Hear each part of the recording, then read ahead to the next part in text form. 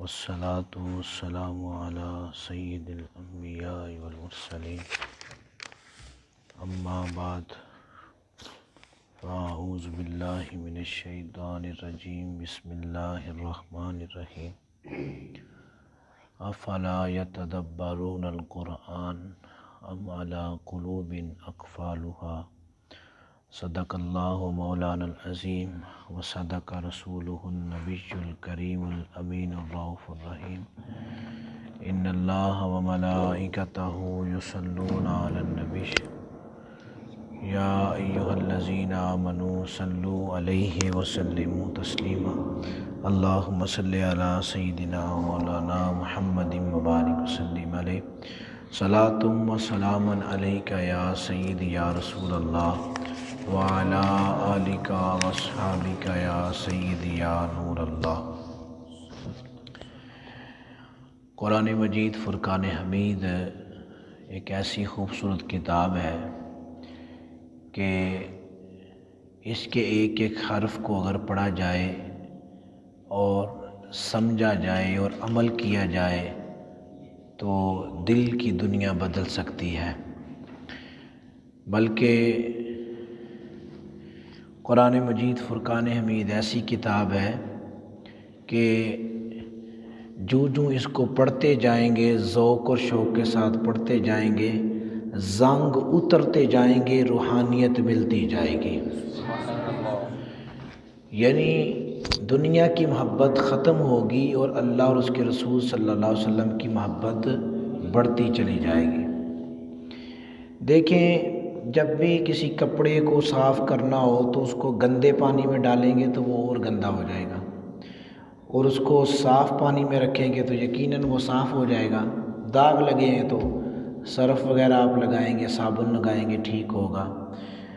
سریے کو اگر زنگ لگ گیا ہے تو ریگ مار کے ذریعے اتاریں گے، لیکن دلوں کو زنگ لگ گیا ہے تو یہ میرے مصطفیٰ کے قرآن سے اتر جائے گا۔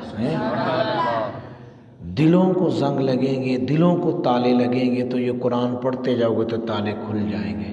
فرمایا افلا یتدبرون القرآن، اگر دلوں کو غفلت کے تالے لگ گئے ہیں اور دلوں کو دنیا کے اندر دنیا کی رنگینیاں، آسائشیں دیکھنے کی بیماری لگ گئی ہے اور دنیا کے اندر رہ کر گناہوں کے مریض بن گئے ہیں، گناہوں کے تالے لگ گئے ہیں، دنیا کی خواہشوں کے تالے لگ گئے ہیں، دنیا کی آرزوئیں اور امیدیں بڑی بڑی جو ہیں اس کے تالے لگ گئے ہیں، تو فرمایا یہ دنیا کے تالے کھولنا چاہتے ہو، یہ دنیا کی محبت کا زنگ اتارنا چاہتے ہو، یہ دنیا کی غفلت کا زنگ اور تالا اتارنا چاہتے ہو، تو فرمایا پھر کیا کرنا ہے؟ تم نے قرآن کو چھوڑا تھا تو یہ زنگ کے، غفلت کے، گناہوں کے تالے لگ گئے، باری تالا اتریں گے کیسے؟ فرمایا افلا یتدبرون القرآن، اس میرے مصطفیٰ کے قرآن کو پڑھتے جاؤ، ام علی قلوب اقفالها، تم پڑھتے جاؤ گے تالے ہم کھولتے چلے جائیں گے۔ تم قرآن کو پڑھو پھر تالے ہم کھولیں گے۔ تم پڑھو تو صحیح قرآن کو، تم سنو تو صحیح قرآن کو۔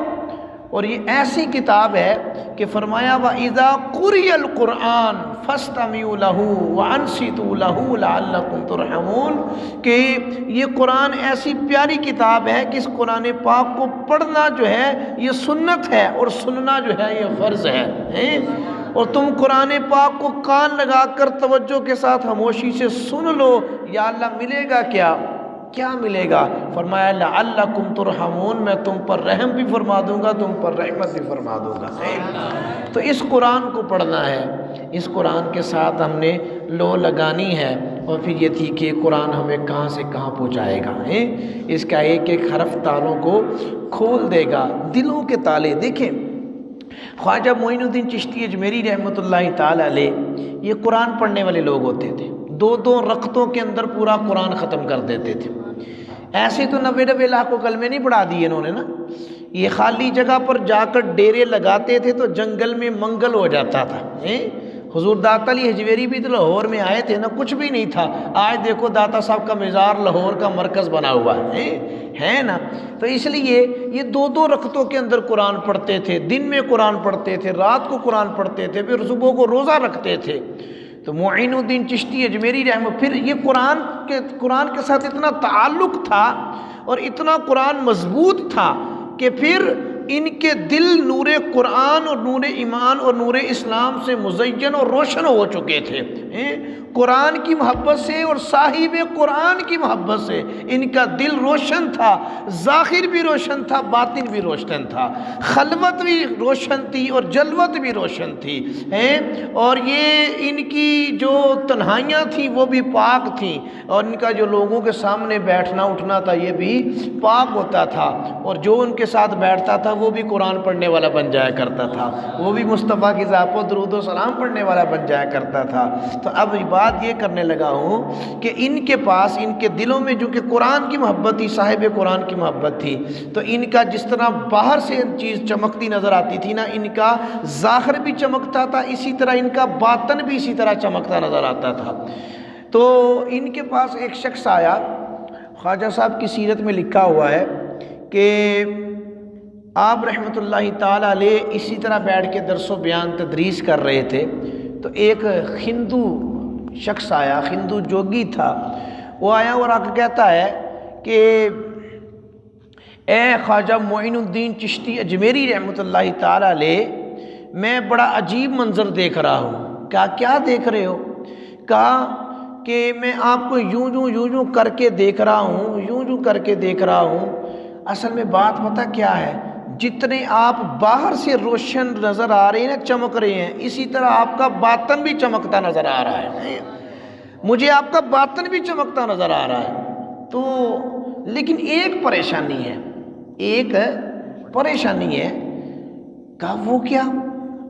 آپ فرمان لیں گے کیا پریشانی ہے؟ فرمایا کہ آپ کا جو دل ہے نا، دل، اس دل کے اوپر ایک سیاہ نقطہ لگا ہوا ہے۔ کیا لگا ہوا ہے؟ سیاہ نقطہ لگا ہوا ہے، تھوڑا سا دل کالا ہے، تو باقی سارا روشن اندر چمک رہا ہے۔ تو آپ نے فرمایا، خواجہ معین الدین چشتی میری رحمۃ اللہ تعالی نے، آپ نے فرمایا تو چاہتا ہے کہ میرے دل کا سیاہ نقطہ مٹ جائے؟ تو چاہتا ہے؟ بھائی دیکھیں نا، اگر سفید کپڑے ہیں تو ان کے اوپر ایک کالا داغ لگ جائے تو وہ اچھا تو نہیں لگے گا نا، تو کیا تو چاہتا ہے کہ داغ مٹ جائے؟ کہا میں تو چاہتا ہوں مٹ جائے۔ تو خواجہ صاحب فرمان لیں گے پھر ایسا کر، تو آمینہ کے لال کا کلمہ پڑھ لے، داغ خود ہی مٹ جائے گا۔ تو حضور کا کلمہ پڑھ لے تو داغ مٹ جائے گا۔ قرآن والے تھے نا، قرآن والے تھے، تالے کھولنے والے تھے، دلوں کی دنیا بدلنے والے تھے، اللہ تعالیٰ نے کرم کیا تھا ان کے اوپر۔ تو کہا میں کلمہ پڑھوں گا داغ آپ کا مٹ جائے، کیسے ہو سکتا ہے؟ بھئی میرے سر میں درد ہو رہی ہے تو اب گولی اجمل بھائی کو کھلا دی جائے، بھوک مجھے لگی ہے جی تو کھانا حافظ عبد الرحمن بھائی کو جو ہے نا وہ کھلا دیا جائے، تو ایسا تو نہیں ہوگا نا، جس کو بھوک لگی ہے کھانا وہی کھائے گا، جس کے سر میں پین ہے بھئی گولی وہی لے گا۔ تو کہا کہ آپ کے دل پر داغ ہے، میں کیسے مطلب کلمہ پڑھوں؟ آپ نے فرمایا تجھے نہیں یقین آتا تو کلمہ پڑھ کے دیکھ لے، تجھے نہیں یقین آتا تو کلمہ پڑھ کے دیکھ لے۔ اب توجہ رکھنا، اس نے کہا پھر پڑھائیے مجھے کلمہ، تو آپ نے کہا پڑھو پھر، لا الہ الا اللہ محمد الرسول اللہ صلی اللہ علیہ وآلہ وسلم۔ جو ہی اس ہندو جوگی نے کلمہ پڑھا نا، خواجہ صاحب کے دل سے داغ ختم ہو گیا۔ اب یہ قدموں میں گرا، کہنے لگا بابا سمجھ سے بھی نہیں آئی، سمجھ ابھی بھی نہیں آئی کہ کلمہ میں نے پڑھا ہے، داغ آپ کا مٹ گیا ہے، یہ کیا معاملہ ہوا؟ آپ نے فرمایا کہ کبھی شیشہ دیکھا تو نے؟ شیشہ، آئینہ، تو آئینے کے سامنے جب بندہ کھڑا ہوتا ہے تو اس کے چہرے پر یا اس کے جسم پر کوئی بھی داغ ہو تو وہ شیشے کے اندر نظر آتا ہے کہ نہیں آتا؟ آتا ہے نا شیشے میں؟ بالکل آتا ہے۔ آپ نے فرمایا اسی طرح جو ہے نا اللہ نے ہمارا دل جو ہے نا ظاہر اور باطن ایسے صاف کر دیا ہوا ہے کہ صاف نہیں شفاف کر دیا ہوا ہے، اور یہ شیشے کی طرح ہو گیا ہوا ہے۔ اب جون سا بھی سامنے شخص آتا ہے نا، جتنے بھی اس کے اندر داغ ہونا وہ ہمارے دل کے شیشے میں نظر آنے شروع ہو جاتے ہیں۔ تو ہمارا باطن شیشہ ہو گیا ہوا ہے نا، تو وہ سارے داغ اصل میں ہوتے اس کے ہیں، وہ نظر ہمارے شیشے میں آتے ہیں، اللہ نے صاف کر دیا ہوا ہے۔ تو اس لیے بات یہ ہے کہ وہ داغ تیرے دل پر تھا، تو جب تو نے کلمہ پڑھا تو وہ دل سے بھی ختم ہو گیا اور ہمارے دل کے شیشے سے بھی ختم ہو گیا۔ تو جب جسم سے ختم ہوگا تو شیشے سے تو خود ہی ختم ہو جائے گا۔ تو اس لیے یہ قرآن پڑھنے والے لوگ تھے اور آتے تھے تو دلوں کا زنگ اترتا تھا اور قرآن پاک کی محبت نصیب ہوتی تھی۔ اس لیے آئیں آج ہم بھی قرآن پاک کے ساتھ تعلق جوڑیں، قرآن پاک کے ساتھ محبت کریں، اور انشاءاللہ جتنا پھر قرآن پڑھتے جائیں گے قرآن آپ کو اتنا ہی نوازتا جائے گا، نوازتا جائے گا، نوازتا جائے گا، اور ایک ایسا وقت آ جائے گا کہ قرآن پاک پڑھتے پڑھتے پڑھتے پڑھتے جو ہے نا اتنی روحانیت نصیب ہو جائے گی، جس پر بندہ نگاہ ڈالتا جائے گا وہ بھی قرآن پڑھنے والا بنتا چلا جائے گا۔ پھر وہ اللہ پاک کرم کرتے ہیں نا، روحانیت ملتی ہے، تاثیر آ جاتی ہے، تو پھر وہ جس کو کہے قرآن پڑھا کرو وہ قرآن پڑھتا ہے، جس پر نگاہ ڈالتے وہ فیض ہوتا ہے اللہ کی رحمت کا، تو پھر وہ قرآن پڑھنے والا اور قرآن جاری کرنے والا ہو جاتا ہے۔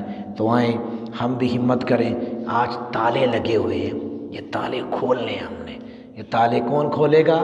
کتاب رحمت کھولے گی، کتاب برکت کھولے گی، کتاب شفا کھولے گی، لا ریب کتاب کھولے گی جس میں کوئی شک نہیں ہے۔ یہ کتاب انشاءاللہ یہ سارے تالے کھول دے گی۔ عزم کرنا ہے، پھر ارادہ کرنا ہے، اپنے گھروں میں اس کتاب کو کھولنا ہے۔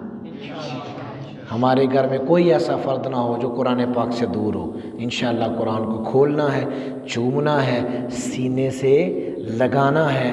انشاءاللہ تعالی جب سینہ نور قرآن بن جائے گا تو پھر انشاءاللہ جو دعا بھی ہم کریں گے اللہ قرآن کی برکت سے، مصطفیٰ صلی اللہ علیہ وسلم کی وسیلے سے ہماری دعاؤں کو ضرور قبول فرمائے گا۔